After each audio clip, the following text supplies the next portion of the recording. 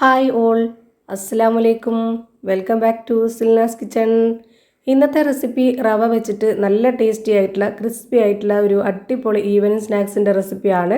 ഒരുപാടുണ്ടാക്കി നമുക്ക് സ്റ്റോർ ചെയ്ത് വെച്ച് കഴിക്കാനൊക്കെ പറ്റുന്ന ഒരു അടിപൊളി ഐറ്റമാണ്. ഭയങ്കര ടേസ്റ്റാണ്. അതുപോലെ തന്നെ സിമ്പിളായിട്ട് തയ്യാറാക്കിയെടുക്കാൻ പറ്റുന്ന നല്ല ഈസി ആയിട്ടുള്ളൊരു അടിപൊളി പലഹാരമാണ്. കുട്ടികൾക്കും വലിയവർക്കൊക്കെ ഒരുപാട് ഇഷ്ടമാവും. അപ്പോൾ ഇതെങ്ങനെയാണ് തയ്യാറാക്കുന്നതെന്ന് അറിയാനായിട്ട് വീഡിയോ സ്കിപ്പ് ചെയ്യാതെ മുഴുവനായിട്ടൊന്ന് കണ്ടു നോക്കണേ. നമുക്ക് ഈ ഒരു പലഹാരം എത്രത്തോളം ക്രിസ്പി ആയിട്ടാണ് കിട്ടിയിട്ടുള്ളതെന്ന് ഞാനിവിടെ ഇതുപോലെ പൊടിച്ച് കാണിച്ചു തരുമ്പോൾ നിങ്ങൾക്ക് മനസ്സിലാവും.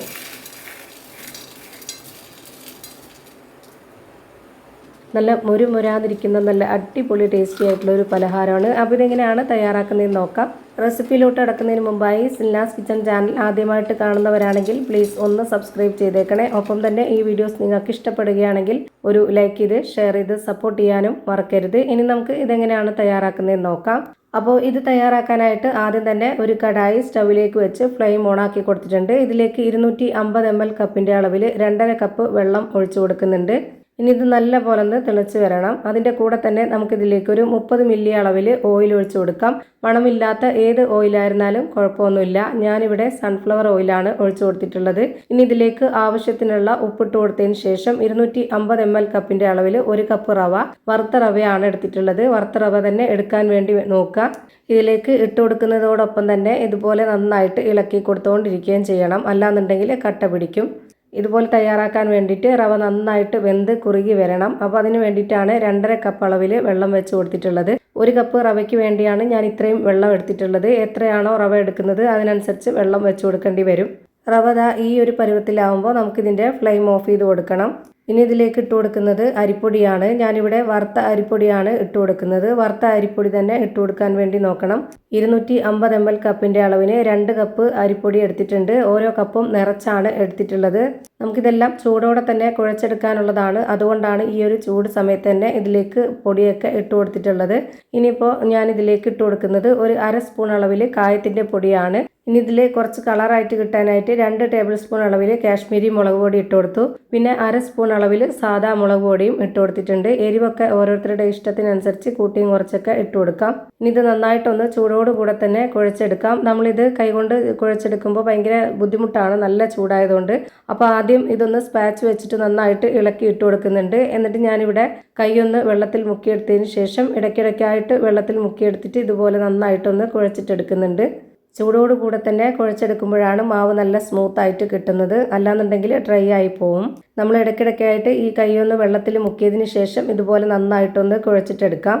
അപ്പോൾ നമുക്കിതിൻ്റെ ചൂട് അത്ര വലുതായിട്ട് തോന്നത്തില്ല. അതുമല്ല നമ്മൾ കുഴച്ച് വരുമ്പോൾ ആ ഒരു ചൂട് ഒരു പ്രശ്നമായിട്ട് തോന്നില്ല. ഇപ്പോൾ ഞാനിതാ ഈ ഒരു പരുവത്തിൽ നന്നായിട്ട് കുഴച്ചെടുത്തിട്ടുണ്ട്.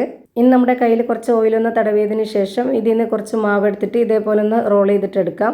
ഇപ്പോൾ ഇത് കയ്യിലെടുക്കുമ്പോൾ തന്നെ നിങ്ങൾക്ക് കാണുമ്പോൾ മനസ്സിലാവുന്നുണ്ടാവും എത്രത്തോളം നല്ല സ്മൂത്തായിട്ട് സോഫ്റ്റ് ആയിട്ടാണ് ഈ മാവ് കുഴച്ച് റെഡിയാക്കി എടുത്തിട്ടുള്ളതെന്ന്. റവ ഇതുപോലെ വേവിച്ചെടുത്തതിന് ശേഷം നമ്മൾ ഇതുപോലെ മാവ് തയ്യാറാക്കുമ്പോൾ ഭയങ്കര സോഫ്റ്റായിട്ടും സ്മൂത്തായിട്ടും നമുക്ക് മാവ് കിട്ടും. അതുപോലെ നമ്മൾ പത്തിരിക്കോ ചപ്പാത്തിക്കോ ഒന്നും കുഴച്ചെടുക്കുന്ന പോലെ ഒരുപാട് ബുദ്ധിമുട്ടി കുഴച്ചെടുക്കേണ്ട ആവശ്യമില്ല. പെട്ടെന്ന് കുഴഞ്ഞ് കിട്ടും. ഞാനിതുപോലെ ഓരോ പീസായിട്ട് ഇതുപോലെ റോൾ ചെയ്ത് വെച്ചിട്ടുണ്ട്.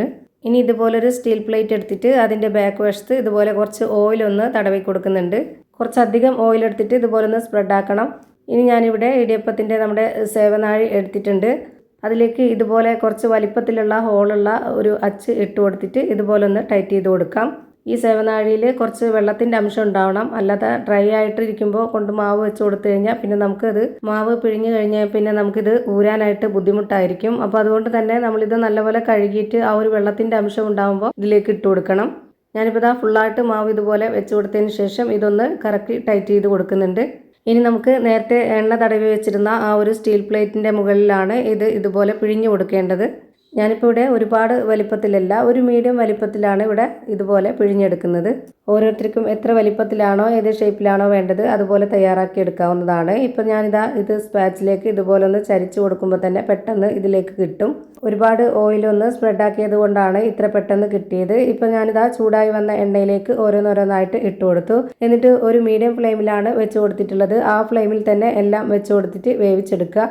എങ്കിലാണ് തിരിച്ചും മറിച്ചൊക്കെ ഇട്ട് കൊടുത്തിട്ട് വേവിച്ചെടുക്കുമ്പോൾ എല്ലാം ഒരേ പരുവത്തിൽ കിട്ടുന്നത്.